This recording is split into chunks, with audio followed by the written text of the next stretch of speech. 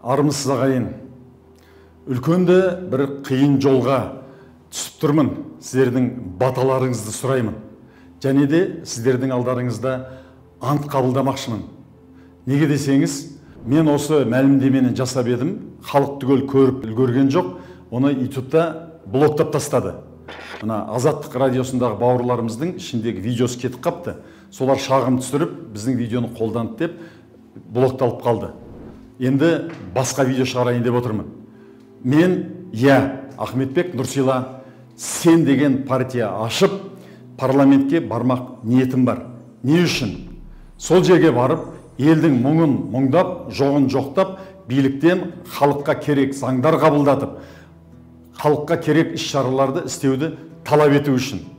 Оған мен жалғыз өзім бара алмайды екем, мажоритария деген қазір жоқ, тек қана партия атынан. Ал басқа бір партияның атынан барғым келмейді. Өйткені біреудің қолындағы мен қуыршақ болғым келмейді. Менің сол мәлімдемемнен кейін кетті маған қарсы шабуылдар. Бұл екінші Қосанов, бұл биліктің қолындағы қуыршақ, бұл соған ақша үшін барайын деп отыр. Өзінің бір ниеті билікке барғысы кеп барып жүр. Бұл осындай алаяқ деген әдейі ұйымдастырылған маған қарсы шабуылдар кетті. Мен соған жауап ретінде бүгін мынандай ант қабылдайын деп отырмын. Менің әкем Күсетай марқұм қайтыс болғанда мен ол кісіге өлең шығарған едім. Жақсыдан қалған көз едің, артқа да жетер сөз едің. Сілтеген балта майысар, қайыңның мықты без едің деп. Әкем марқұм Қытайдан келгеннен кейін 55 жылы осында көп құқай көрді. Бригадирлерден, зоотехниктерден, колхоздың басқармаларынан, бірақ ешкімнің алдында тізерлеген жоқ. Мен әлі есімде, шешем айтып отырады, бір бригадир болған, Жұмағали деген. Соны аша алып ап, сенің ана шел қарныңды жарам деп ашамен қуалаған. Қыста омыртқасын сындырып ап, жатқан кезде үйіне бүкіл малын әкеп тастаған. Үйде бір аша шөп жоқ.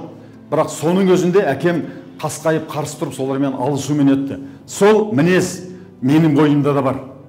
Ал енді мынау Ахмет ақша үшін сатылып жүр. Болмаса бұл Нұрбот, болмаса екінші Қосанов деп жүретін адамдарға айтатыным. Абай атамыздың мынандай өлеңі бар. Малға достың мұңы жоқ малдан басқа. Аларында амал жоқ алдамасқа. Табысына табынып қалтан қағып, тойғанынан қалғанын бер салашқа. Мал жияды мақтанып білдірмекке, малмен шұқып көзіне күйдірмекке. Өзі шошқа, өзгені ит деп ойлар, сорпа сумен сүйекке сүйдірмекке. Ақылды деп, арлы деп, ақпейіл деп, мақтамайды бұл күнде ешкімді көп. Осы күнде мал қайда, боқ ішінде, алтын алсаң береді боғынан жеп. Осын оқып ойлай бер болсаң зерек, еңбекті сат, ар сатып неге керек? Үш-ақ нәрсе адамның қасиеті, ыстық қайрат, нұрлы ақыл, жылы жүрек дейді. Сол сияқты өзі шошқа, басқаны ит деп ойлар дегенде, менің сыртымнан осындай небір сөздерді ұйымдастырып жасап жатқандарға айтатыным, мен осы жасыма дейін дәл осындай айыптауларды естіп көрген жоқпын. Мынау алаяқ екен, біреудің ақысын жеді, біреудің қолындағы қуыршақ, ешқашан біреудің алдында тізерлеп, біреудің табанын жалап көрген жоқпын осы уақытқа дейін. Енді жаламаймын да қалған өмірімде. Ант, халқымның алдында ант етем. Жетелеп билік қосқан жан болсам, төбемнен мені сал Құдай. Алаяқ егер сатқын мен болсам, жанымды суырып ал Құдай. Біреулер ойнар қуыршақ болсам, азапқа салғын әділсің Құдай. Әділін айтар адал ұл болсам, жолымнан шырақ жағылсын Құдай. Ниетім менің байлықта болса, алқымнан мені ал Құдай.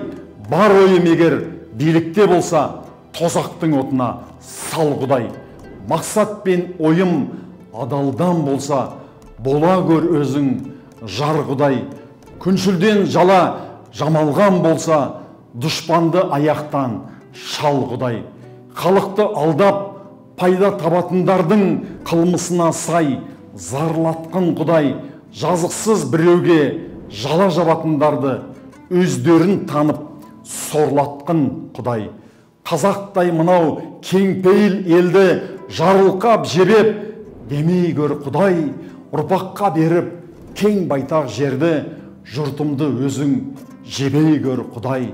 Халқыма талмас қанатты беріп, озық елдермен жарыстыр Құдай. Алдамшылардың аузын керіп, көлеңкесімен алыстыр Құдай. Әділдік заман орнату үшін халықтың қанын төккізбе Құдай.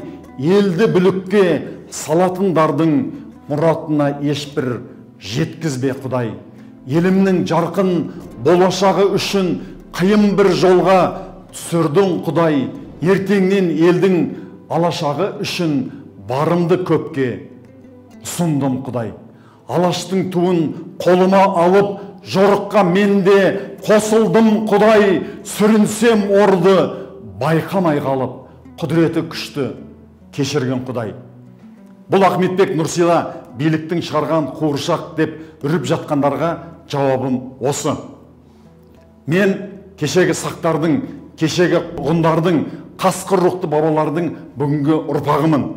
Бұл антымды қасқырдың монологымен аяқтағым келеді. Серік Ақсұңқар, қасқырдың монологы. Жек көрем итті, алысып жүрем, шабысып жүрем қағынып, сайын даланың тағысымын мен, не деген ғажап тағылық. Шауып түсемін, күш алғысымды сыйғыз алмай ішіме, адамның алмас пышағы сынды ырзамын азу тісіме. Қасқыр бабалар, бар ұлыстардың мазасын алып манадан, иттермен болған қанды ұрыстардың иісін сезем даладан. Қаңқу сөз жүрек кегін үрлейді, қорлық қарғысқа барабар. Бізбенен иттің тегі бір дейді. Рас па, қасқыр бабалар? Өлексе үшін жұлысқан болсаң, өмір бітпей кегіміз, иттермен бірге туысқан болсақ, не болды ата тегіміз? Ала төбеттің астында қалар күн туғаны ма ақыры? Неге үндемейсіңдер, қасқыр бабалар? Қағынып кеткен жатыры, неге үндемейсіңдер?